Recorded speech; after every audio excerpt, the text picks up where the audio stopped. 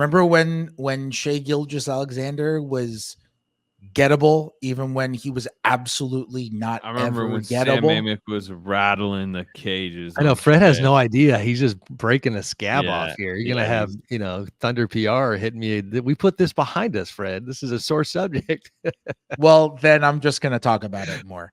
No, if Donovan Mitchell became available, I'm sure that's something the Knicks would explore, just like they did very, very aggressively when Utah traded him a couple of years ago. But a couple things. First off, I would be floored if he got traded midseason. I just don't think there's any way that a Donovan Mitchell trade happens midseason. Maybe next summer, depending on what happens with the Cavs and depending on what happens with Mitchell. They're 16-12 right now. I think they're 6th in the East. They have long-term injuries right now. Garland is out and Mobley is out, and that really hurts them. Allen has missed some time, but they're kind of treading water. And those guys, if they come back in time, will come back with enough time left for them to kind of regather things and maybe be able to make a playoff run. That team last year finished with the second best net rating in the East. And their analytical profile was was one of kind of a dark horse. Like, okay, could the Cavs make it to the conference finals? And they got wrecked in the first round by the Knicks.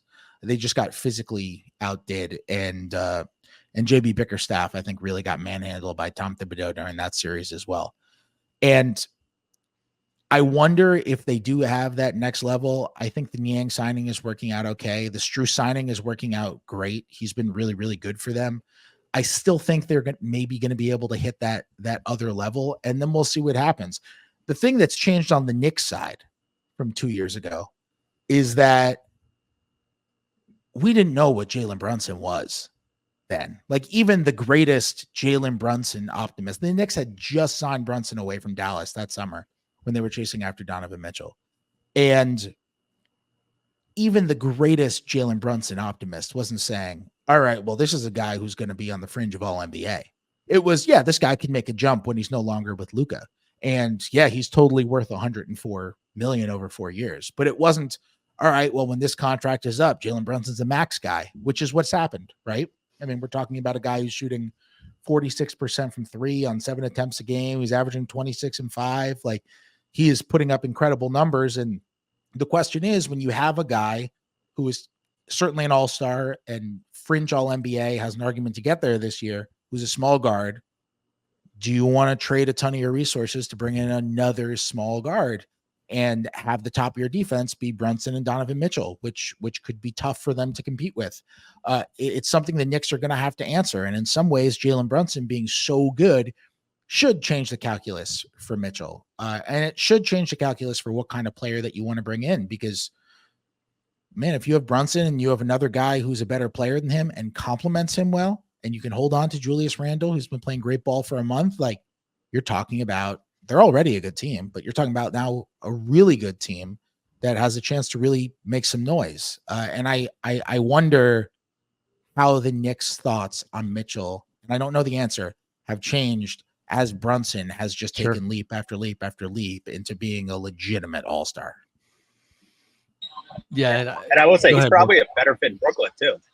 If you're talking about teams in New York, he might be a better fit in Brooklyn than he would be with the Knicks for all the reasons that Fred laid out. Well, I'll tell you what's so interesting about Brooklyn's situation. And I was just talking about this with someone with the Nets, is that the Nets have put themselves in a position to where the Knicks' high-end talent is better than the Nets' high-end talent. Like, the Nets don't have Julius Randle and they don't have Jalen Brunson. However, what the Nets have, Mikal Bridges over Julius Randle, personally. That's fair. That's too. fair. Yes, that's fair.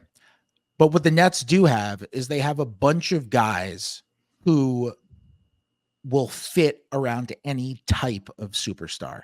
They're not precluded from not going after a small guard because it adds a redundancy, or not going after a center because it adds a redundancy. They could go after a center superstar, a wing superstar, a point guard superstar, a big guard superstar, and they would find a way to make it work because they just have like long good defenders who can shoot threes, and they have good athleticism, and they'll just find a way to be able to make that work. They're not as precluded as the Knicks I are. have a question for you trio of Intel fueled humans.